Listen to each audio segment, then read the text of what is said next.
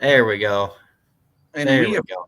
and I appreciate that preamble, Sam. There's no doubt about it. Welcome everybody to a comic book look. We'll let things warm up here a little bit, but while the wall in Tom's window is going to slowly get darker and darker as this stream goes on here, let's have a minute to win it from Mr. Tom Stu Divine. Oh, all right. Well, I can't wait to give you a minute to win it. I mean, let's uh, let's talk about summertime. And that's what it's all about right now. We're on I'm summer here hours for it. at a comic book look. John's missing. He's long lost John. Just kidding. He was just in the last video a few videos ago. But missing from today. Mark's missing from today. Mark, I'm going to start calling him Old Man Mark. Here's the reason. He messaged and he said, right now it's 7:42 and I'm tired and I'm ready for bed. And so that's why Mark's not here, is because he was too tired to join us at 7:42. I mean, he does work in the coffee industry, so I know everybody's getting up early. But we miss our boys, but it's okay. Sam, we're here together. So the minute to win it is a remembrance of the ones who are not with us. And now we can start them off. That's right. And welcome everybody to Comic Book Look. I am Nullman12, and that right next to me is the handsome, most awesome king of all comics, the only Highlander there is. There's only one, Tom Stu Divine. Thank you so much, Sam. And of course, to me, I got my Knoll man right here. We got Sam. So welcome. That's Sam. right. I don't do it as well as John. I don't do the Highlander thing as well as John. Nope, nobody in the world can. That's true. John's the GOAT on that. So most definitely. So yeah, right now, everybody, we're just kind of shooting the shit a little bit. We're here for some summertime reading, talking about what we've been reading a little bit, having like maybe a speculate why we're reading it, what kind of inspired us to do it, that kind of stuff. And you know what, I'm really excited because not only have comics been just pretty damn fun lately. I don't know about you, Tom, but I've been loving what comics we've been putting out lately, and it's just. And I've been thinking to myself, I need to slow down. I need to read less issues. But then they're like, what if you want a new Secret Six book, though? I'm like, I do want a new Secret Six book. You're right. All right, fine. And like, there's a lot of cool stuff coming out of Image. A lot of Marvel's been putting out some interesting stuff as of late. It's been a fantastic time for comic books, and I'm 100% for it. I agree, Sam, 100%. There has been so many fun books, and every week has been, when I make it to the comic shop, which has only been about every other week recently. My personal life has been really, really busy. My eldest daughter is graduating high school. We're looking at different congratulations. Colleges. Yeah, exactly. We have my other daughters starting high school. We got basketball camps, and I'm also preparing for a big trade show at work. So it's just been very, very busy. But in that time, I've still been, of course, having tons of fun, doing a ton of other things, and still reading a few comics. So I've gotten to the comic shop about every other week, and I've just been overwhelmed by so many good books. Yeah, but I would agree. I think Geiger is still very, very good, firing on all cylinders. There's some new good books that I'm going to talk about from Image, but Zatanna is really fun right now. There's new events and stuff going on. It is I am definitely excited. So yeah, let's get into some books, Sam, because absolutely. It's summer. You're reading a lot. I'm not able to read as much as Sam, I feel like, right now, because I am a little bit behind even in my current reading. I probably have 2 more books that I have to read, and I haven't picked up books this week or last yet. So these are going to be at least from 3 weeks ago. So I'm sorry about that, folks, but I did finish reading all the ones that I read. So I have here, and I'm sorry for this. Are you hearing this dinging? I am hearing the dinging. Yes. This I already closed the goddamned messaging app on this computer twice, and it still is giving me these notifications. I'm very, It very needs you to be sorry. notified, apparently. I don't. Okay, this is a family thread that I literally have do not disturb and muted on my phone, so I'm not sure how it's coming through to my computer, but it is right now, right in the middle of this thing. So, We're great. getting live updates here on Comic Book Look. So I'll try to make a funny. Try to do something funny every time the ding happens, since everybody can fucking hear it. I love that. That is not good. All right, Sam, what do we got here? We're talking comic books. It's a comic book look. We talk comics and comic culture. What do we got, Sam? What are you reading? Well, I think since you mentioned Geiger, I think I have a very good segue book for that, particularly that's been going on, because Geiger is kind of in the same universe as the book I'm reading here, and it is probably one of my favorite books to pick up and just slowly pace through and read, purely because the art is awesome and just the story, it is like catnip to me. And that is Redcoat. Everybody's been talking about Redcoat. For whatever reason, it just didn't sell me after the first issue. But I have heard from a lot of people that they even say Redcoat's been better than Geiger. So, hands off to Jeff Johns for putting this on. Why do you like the series right now, Sam?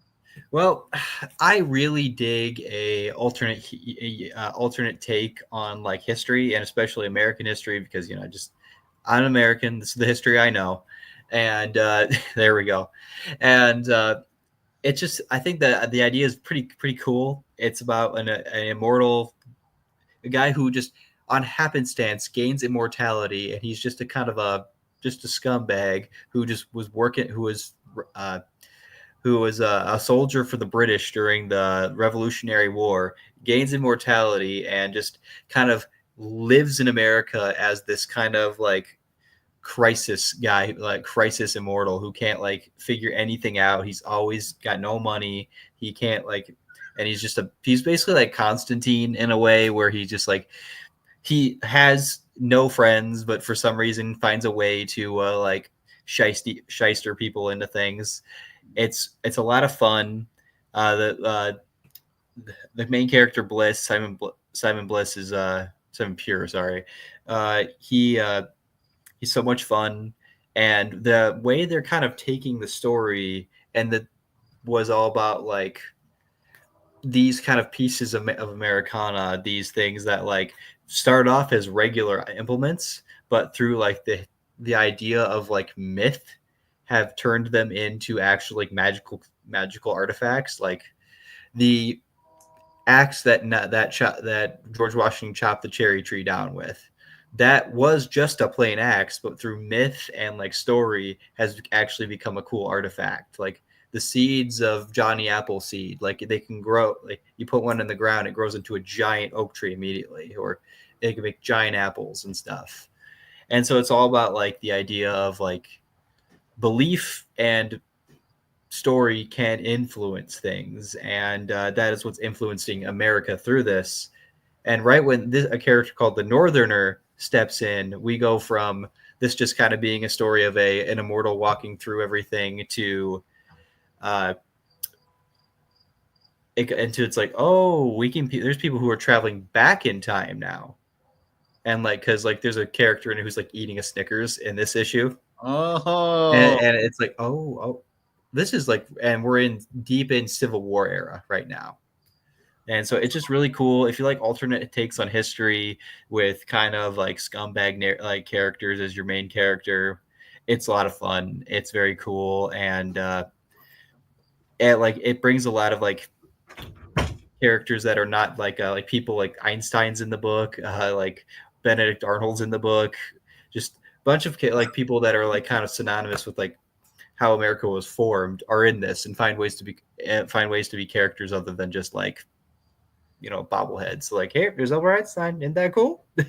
Very fun to me. I love that. I love when they take historical and then make it fiction, right? I mean, that's really fun. And then mythology, and it makes it even more fun. It's along the line of the Vertigo series Unwritten or Fable or, Grant Morrison's Doom Patrol, all these things that tie into the real world but are fake and can give you all of these different levels of, enjoyment in a bunch of different ways. Like, seeing a Snickers in the Civil War, there's something interesting about that. So, I'm glad to hear that that's doing well. Yeah. And it is, I do feel like you're exactly right. I love how you reference John Constantine with Redcoat, because they are kind of like, aren't they this mischievous, never have their shit together, but funny and confident, maybe unwarrantedly. And so I picked that up on the first, issue. I might have to go back and read it now that you're really enjoying it this far in. And apparently this universe, like the Redcoat world, like way deep into the future, Giger happens. Totally. It's at the, they show the timeline, at the back of all of these. What's the series? Cosmic? What do they call it? Comic? What do they say? They're called like, why am I forgetting this? Ghost Machine. It's right on the front of your cover there, but let's look that up. It's called Ghost Machine, but Ghost Machine, yeah. But there's like 4 universes within Ghost Machine. It's a bit of a thing, but like this one in particular is called the Unnamed Universe within Ghost Machine, which is within Image, which is, gotta love that. Of course. Well, that's fine. Image can't ever have any real shared universe. Nope. And it shouldn't as creator owned. So, well, sweet. I'll get into a book that I thought was really, really interesting. And this is Exquisite Corpses. So I don't very know good things about this. So and then I picked it up straight on this James Stokoe cover, because I pick up any cover he does. I do any book he does. Even though I looked in and he wasn't doing the art, I still liked it. But it is, James Tynion IV putting together a new book, which is, I don't know if he's so fun for #1 issues. He knows how to start a story so well. Now, does he know how to finish that story or end that story in a really rewarding way? It seems that is never the case. But this is another super strong start, with all of these different killers that have to come together, that have, this dystopian world of big corporations, and it's basically his Hunger Games in this dystopian world, and all of these different old families, the 13 original colony families all have to every 5 years have this competition where they choose somebody, and they can pick a town, and then they go have whoever's champion is standing last gets control for the next 5 years, and don't worry about any of the bystanders in this town that this is going to happen in. And so that's basically the premise. But then it's all around these really fun characters that then, in the only way you can really do this is in comic book style, where you're reading the book or whatever, and you're kind of learning and you're going through. And then one of the cool things that you can do in comics is then you keep on reading in the story, and then boom, you introduce that character. You get a big, spread of what his name is. You get kind of this thing, and you can kind of see how they would maybe do that in a movie or try to emulate this. But it's just like something that's so more impactful in a comic. And I love that we're taking advantage of the comic medium. And then it comes in again, and then the next person's going to introduce their person. And we go through this whole entire comic, and then they get to keep doing that. And it's always in the same exact space in the pages. So as we get introduced to more, as we go through more pages, we get our characters that are killers, our champions. They all get their own little introductory half page. And there's a ton of them, right? There's 13 of them. And so it's going to be intricate. It's going to be fun. All of the different families have personalities. But I'm, very excited. Maybe the second one's even out. I'm really excited for it though. Exquisite Corpse. Is that a part of Something's Killing the Children, or is this a completely different thing? Completely different thing. Okay. Yeah, I feel kind of bad that I missed out on a lot of Tinian stuff because right after he left Batman, I'm like, I was like, well, I guess he's doing. And then he just like launched his whole universe by himself, like of all of it, this stuff, and I was like, good for you, man. I feel like I missed out on a lot of his stuff. Totally. I mean, with the Lake House series and Something's Killing the Children, I mean, it's a lot. And he likes to build these worlds, and you can tell. Look what he put in this one. I don't know if you can see it, but season 1, issue 1. So he's gearing you up. Exactly. So do I know already that this isn't going to have a really nice, satisfying ending? Yeah, clearly he doesn't know what it is either, and he plans on just having it go on and go on and go on. And maybe that's good, just as long as the writing's good. That's totally fine with me. It worked for The Walking Dead, and I loved every issue of that as it came out. So, totally. What else? What else you been reading, Sam? I'll do one of the graphic novels here purely because it's kind of a fun one. Like since it's June, I'll be doing a lot more like LGBT books. But these are the ones I was reading beforehand. And so the one I was explaining this to somebody, this character in concept to somebody, and they're like, that's a Marvel character? And I'm like, yeah, that is. And I remembered I had a book of theirs, and it is the first 9 and only 9 issues of Moon Boy and Devil Dinosaur. Yeah. All right. Happy Pride Month, Devil Dinosaur. Yeah, this is not a part of the Pride stuff. But I this know. was I'm pre stuff. But I mean, he's a red dinosaur. He's slaying. Yes. The interesting thing about this book is how entertaining it is, but also rock simple it is. And what I enjoy about it is that first off, the art is phenomenal. Like this is some really good Jack Kirby stuff. Like see if I can get a good page here. Like beautiful. Yeah, just like this. Love it, man. This is Jack. Whoa. Yep. Sorry. This is Jack Kirby having fun. You can tell like when he's like sometimes when he drew like big scenes, people talking, he didn't like it as much. So like all he draws in this book is dinosaurs beating up other dinosaurs and like cavemen, and I can tell he's having a great time with it, and that's great. And I love and the art really pushes these stories forward. But a lot of times these stories are literally just Devil Dinosaur and Moon Boy are walking. Oh, there's something that's beating up all the dinosaurs. That's only their job to do. So they got to go beat that thing up. And that's the plot. God. You know or what? Just like somebody was somebody was messing with Devil Dinosaur, so he had to put him in his place. That's the plot. Yes, dude. It's perfect, man. Simple. And they did that for about 4 issues, and then they were like, okay, we got to do something a little different here. And then they did introduced aliens. Oh, yes. And let's see if I can get the page here. If I can find it.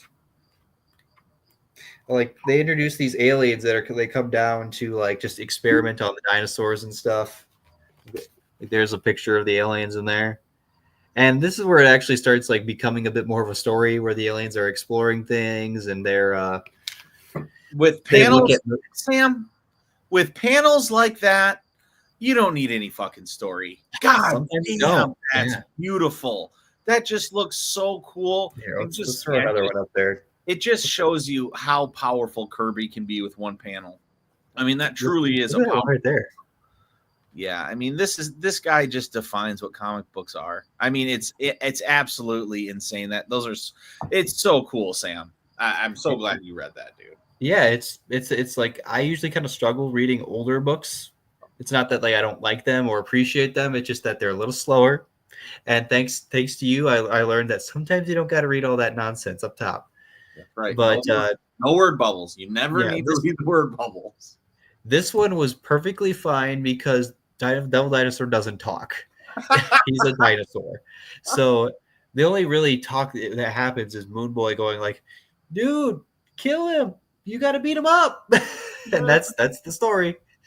And it's a lot of fun. you sometimes get a little tired of the very simple plot, so you got to put it down a little bit. But you can tell it was made with a lot of love and enjoyment, and I could tell like this would be a great book to give to like a 10-year-old starting to read. Oh, I think perfect. this would be great because the art's really cool and the stories are just kind of fun Saturday morning cartoon stuff. Yeah, and 10-year-olds love dinosaurs, so I mean, I love dinosaurs too. Yeah. so do I. I mean, to be honest with you, I love them. So yeah, 100%, I'm with you. And honestly, yeah, a book like that, it's almost, it's not meant to be read and like it sat down as a graphic novel. And you know what? I'm going to read this from cover to cover, like sometimes you would a graphic novel. You just sit down for 2 hours and just, go all the way through it. Well, I mean, this was made, when these books were never going to be put together in big collections at all. It's just something that's done later. And, Let's see what it was. It's 1978. Yeah, 1978. They weren't doing graphic novels then. So it's just, this is supposed to be, in smaller digestions. You take in the art, the stories, whatever it is, it's fun, but you can kind of get those, a few great panels from Kirby like he does in every book he's ever drawn. So yeah, very cool choice, Sam. I love it, man. Yeah, it was definitely just like I was like, you know what? Yeah, let's read this weird little character Marvel tried back in the 70s. And I loved it. Every little bit of it. So good. So what you got, man?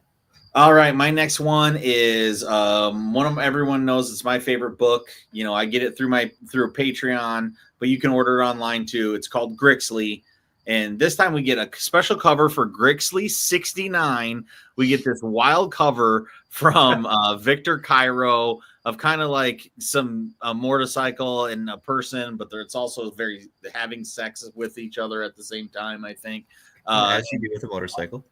But it's very awesome. And then they actually said two. So then we get this other Sabretooth Wolverine, very funny cover as well for Grixley 69.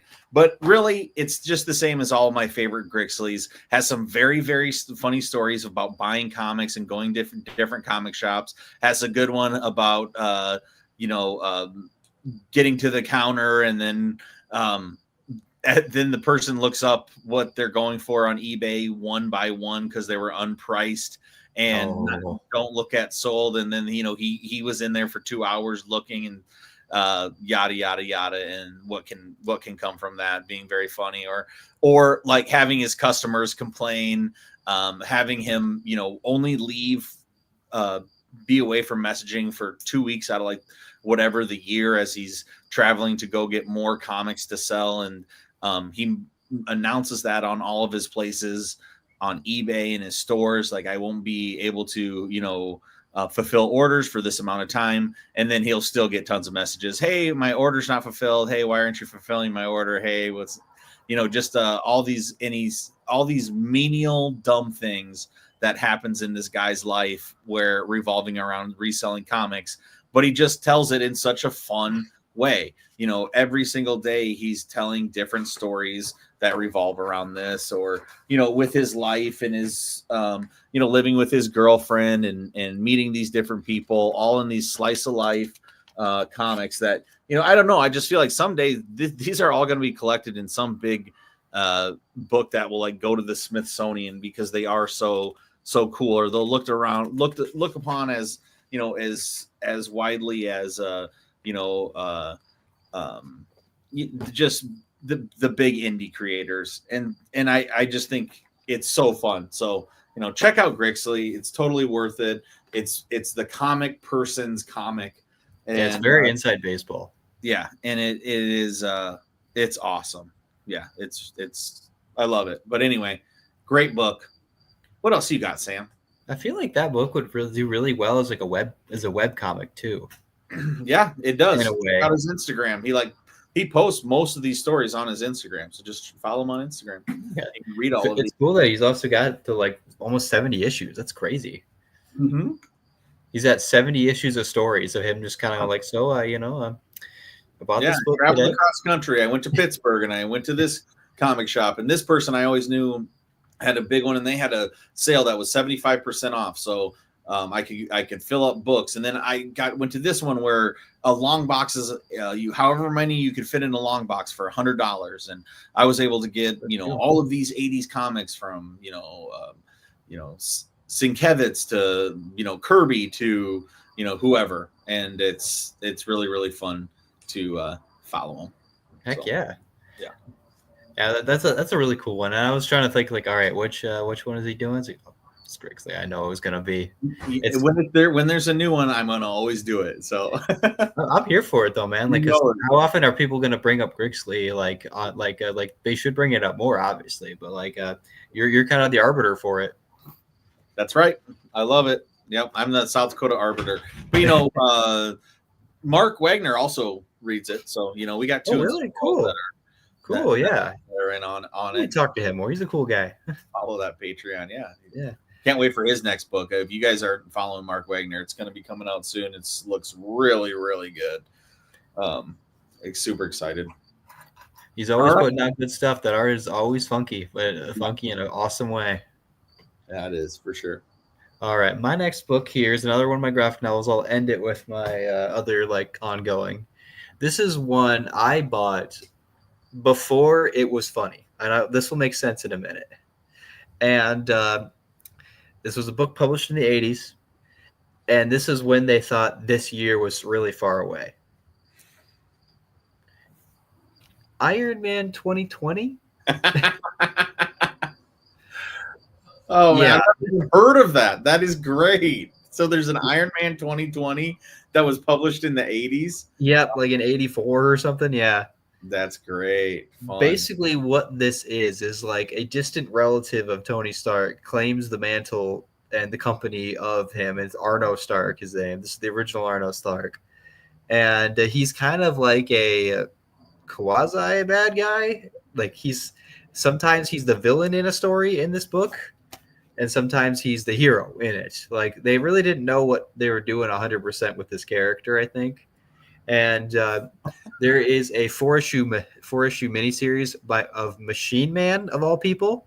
Machine Man had a 4-issue miniseries they lumped into this, where he's put in the future of 2020, of course. Of course. And it's like it's all the steampunk. There's floating helicarriers. There's there's robots everywhere. They're like, the robots are the police force now, and I'm just like, yeah, it's 2020, all right.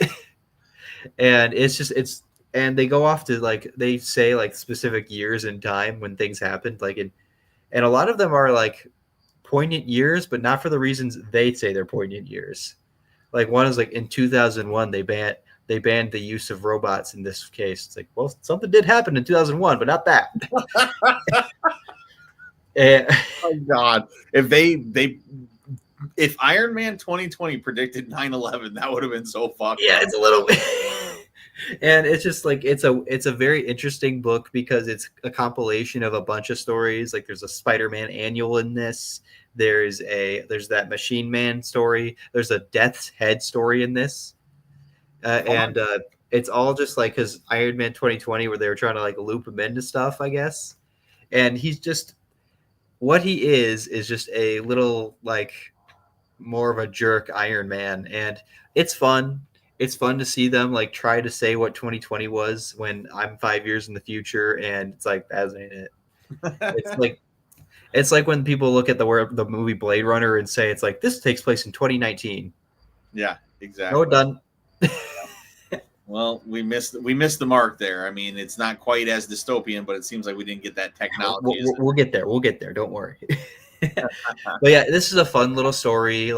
They're you can tell they definitely dabbled in all right, so this is a post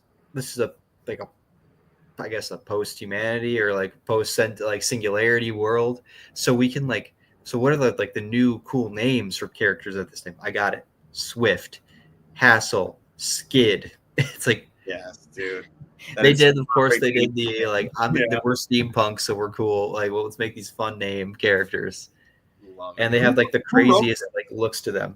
And Tom DeFalco wrote most of it. Gotcha. Yeah, that's great. Let me see if I can get like a good page of like one of like the whole like team setup here. Yeah, that's so funny. I love it. You know, take some shots, call what the future's gonna be. It's still like fun. Oh yeah, see I can that's so figure out how good. to work a freaking book here. There we go. Like you can see like that one girl in the background just has like a ponytail just coming out of one side of her head. Otherwise, she's bald. One guy's like wearing a star makeup on his head, and that's it. One guy looks like he's like from a speakeasy from 1920, and it's very it's. I love the enthusiasm for what they think it's going to be in 2020. Totally. And it's just a lot of fun. I think I've given this a reread about 3 times now. One when I bought it, one in 2020, and now this time. Oh, fun! That's really cool, dude.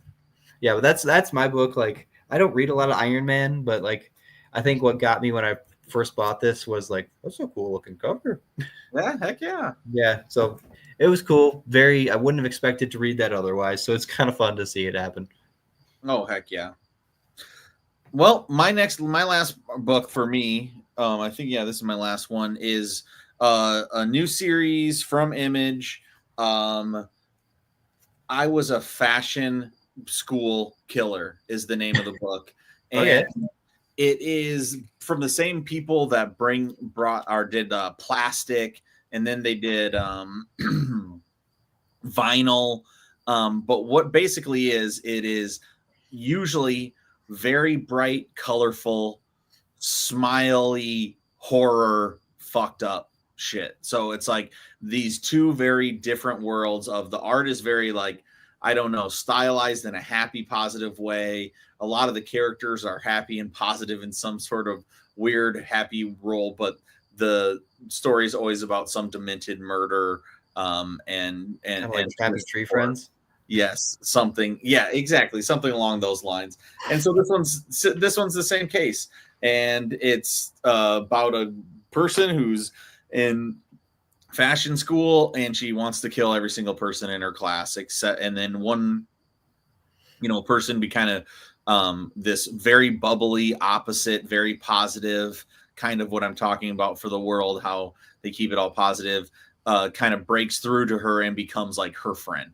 And then whoever basically, if a lot of people like pick on that girl, then, that makes the murderer want to kill them even more. So it's just and at the same time, she wants to design clothes, and she's constantly cutting up dead bodies and creating clothes out of the skins and bones of these people. So yeah, definitely check it out. It's a weird book. Marvin, Sleepy, what up, dude? What's up, going on, guys? I mean, I love to see everybody joining up, and I think you guys all should check out I Was a Fashion School Serial Killer, because you know what? It's a damn good book. And actually, if you read Vinyl or Plastic and you didn't like it, then actually this book isn't for you, and this book isn't for everybody. But yeah, definitely check it out. I would love to see if, like, please tell me there's a scene in it where, like, the fashion teacher is like, oh, what material is this? It's very interesting. I haven't seen this before. It's like, don't worry about it. 100%. I mean, it's like that she's attached. She has like a leather jacket. She's putting like people's like skin, or this person she killed had like a chest tattoo. She cut it out and then sewed that to the back of her leather jacket, and people are like, oh, I love I love your patch on your jacket. It's like, yo, that is fucked up. That is really fucked up, but kind of funny at the same time. Totally. I mean, it's a fun exactly. It like somehow allows her to be lighthearted in some sort of weird way. Like, here's just her taking a bath and, blood after she skinned this person, but it's all still very bright. She's wearing sunglasses. You know what? She's feeling good. She's having like a good time doing this. Exactly. Like, I'm relaxed, and tomorrow's going to be a good day, a pool of blood. This is kind of like, you get the point, right? This guy, he's going to grab some pizza. He's a really cool guy, going to eat that slice. That slice is going to be good. And then his head is sliced in half. So it's kind of like that kind of deal, and I just love it. I think it's fun as hell. That's great. Yeah. I might look that one up then. That looks kind of fun. I And like you can that. see those colors are so bright that it just is. Yeah, it sure has a vibe, yo. So Hell yeah. That kind of is that like that's right, a real good read before dinner, Sam. I think like is that any like Snot Girl? Well, yeah, but I mean, I guess I never read Snot Girl, so I just like so I don't know exactly what that was about, but is it kind of similar or no? not really. I mean, she's like an online blogger, and like maybe she's doing something, but maybe not. I don't know. I made it like 10 issues in. I did like Snot Girl. The art is amazing, and I love girls with green hair. But yeah, it's definitely different. It's way different, especially on like vibes and jokes and things like that. Because that, Snot Girl is Brian O'Malley, I think is his name. He did like the famous one, Scott Pilgrim, and so it has that like kind of more I don't know, emo aesthetic and kind of more nerdy vibe, where this one doesn't really have that. But yeah, they're both great. I mean, obviously amazing creators, both around the lawn. But anyway, all right. What's your last book you got here, Sam? I got one that it's a pretty new one. So like if you want to check out this book and or the series, this is the third one's out. You can easily pick up the 3 issues, and it's even better when you do, because I think reading these in succession would be really cool. But I would tell people, if you're going to read this, please take your time with it. This is like a book you could breeze through really quickly, but do not do that, because you are doing a disservice to the art on this book. And we talked about it last time. Can you take a guess what it is? No, I'm at a loss. Yeah. Absolute Martian Manhunter. I didn't read it when the last time we talked, but I was really excited for it, purely just because the art was fantabulous, just looking. And but as the series been going, it has been so cool. It is all about this guy who like through the means of like something like this building exploding, this like entity latches onto him, and the Martian Manhunter in it really isn't even a Martian in the traditional sense. He's not from Mars. It's just this entity that they call the Martian because there's no other name for it, and takes on this look because there's no other, like, because they're like, it's just easier for people to comprehend him to look this way. And it's all like, it's very trippy, it's very cerebral. The second issue, I haven't read this one yet, but I have read the second issue, and it's all about how like he just kind of like, since he can kind of like peer into other people's thoughts through the telepathy that the Martian gives him, and he can just kind of like sense like when someone's going to do something, and like how they can like stop like this like darkness from it being like festering too far into them, and like he can save them before they end up doing something even more awful or something. And it does it in a way where it's like a crime noir, but also one that's on acid. 100%. And that's really cool. Is it Marcos Martin, I think, as the artist? Can you find out? I want to know. Yeah, I'm going to pull this bad boy out. It is. I'm picking this up. So after Sam put this on the show the last time, it did blow me away. I missed it on the wall, and if I knew it had that kind of art, I would have put it up. I'm pretty sure it's Marcos Martin, but I really hate when they do this. They always like go like, all right, story, and we don't give you your credits immediately. I'm like, and DC does it. They'll put it actually in the back, like the last 3 or 4 pages. Is how DC does it. Of course, different. But I'm saying, I think this sucker is like on the same level as that Tradd Moore Doctor Strange book, as far as being trippy but still being ethereal. And this one's obviously a lot more ground in that than that one is. But yeah, I mean, I just think this book is probably the best book on the shelf. I think it's definitely the most like creative and daring right now. Yeah, it's done by Denise Camp and Javier Rodriguez. God, that is so bad of me to mix those guys up, because Javier Rodriguez, is doing the Lord's work right now in this book, and I just think it's like it's some next level shit, and it just looks so good. The colors are good, everything is clean, everything is crisp, the layouts are smart, the angles that he picks are interesting. Yeah, I just love it, man. I just think it's like the best book from DC right now. Kind of one of those really cool things that when DC has the coolest book coming out, and that doesn't always happen. I think, and it goes to show you that like you don't have to put Batman on it to make it interesting. Yeah, Like, exactly. that's, I think, one of DC's biggest like pitfalls. It always does. It's just like, oh no, we got to put Batman in because it's not, or it's not going to sell. Oh no! But then what you got to do is just make a very interesting book that has a very cool team on it that is there to do something with it, other than just like, all right, see what you can do with 6 issues. We'll maybe keep it going after that.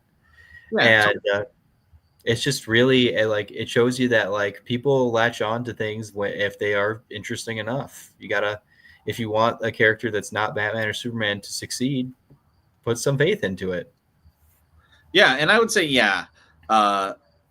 DC does allow that, though. They do allow some good creators some freedom to take some control on B-level characters that then give us later a prestige graphic novel, which this will be. This will be along the lines of these Tom King books and stuff like that. And I'm all for it. I think DC's very smart. I think they have to sell more graphic novels than Marvel because, you know, Marvel, who cares about these graphic novels that Marvel's putting out when DC puts out these graphic novels that sell forever and just will continue to sell.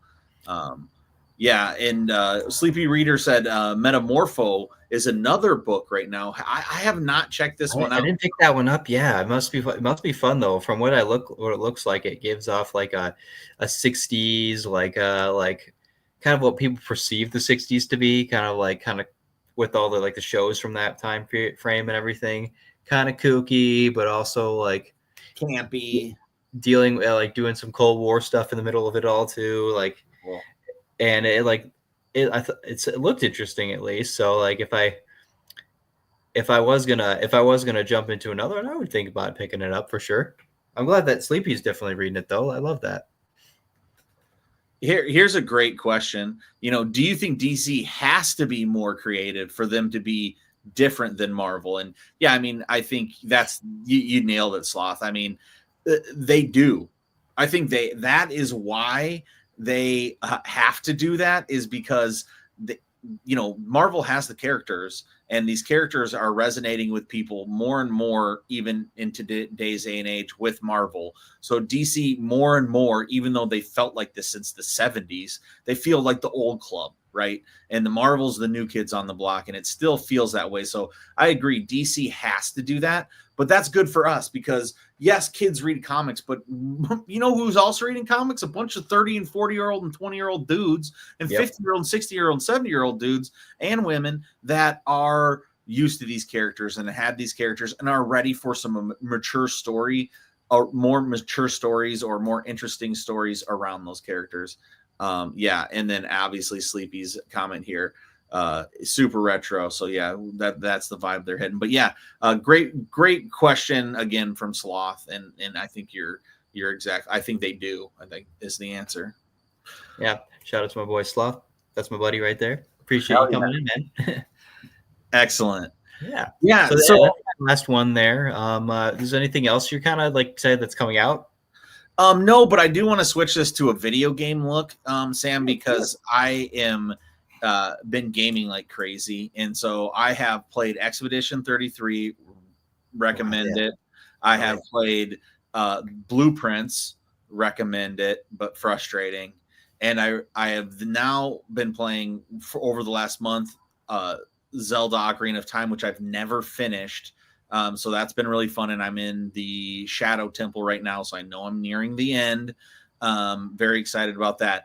But the real reason I wanted to switch to video game look is because on Game Pass, and I'm a Game Pass guy, so I'm an Xbox guy, they got Doom, The Dark Ages, the new Doom game, and it is the most fun that you can have in a game possible. Has the sweetest metal music as you are in this sci-fi, futuristic, medieval world, and you're slaying demons and devils, of course. And they're like wiping Doom guy's brain, but then like the corporate people are like saying to him, "Hey, but keep his memory of how much he hates demons." And the scientists will be like, "Check, we'll erase everything except for his hatred for demons." And then the Doom guy comes in, he has a shield, he's super powerful, and any time he lands somewhere, like all of the demons around him just die for whatever reason it would be. But it just makes you feel so chunky and big and powerful that, man, I'm having so much fun. And I'm like probably 80% done. So I got to say, if you guys have an Xbox Series X, gaming PC, or PlayStation 5, get the new Doom. It is so fun. It's so fast paced. And a game like this only comes around every once in a while. So super I didn't know they made another Doom game. That's news to me. Well, it's the third one. They had Doom 2016 remake, then Doom Eternal, and then so now this is the completes the trilogy for the new Dooms. I didn't know that. That's awesome. Sick. Yeah. Thank you, id Software, for putting out a new game like every 4 or 5 years in this new video game world where it feels like they can't put out anything. Sorry to switch it over to video game look real quick, but I just had to get it off my chest. I'm having so much fun with it, Sam.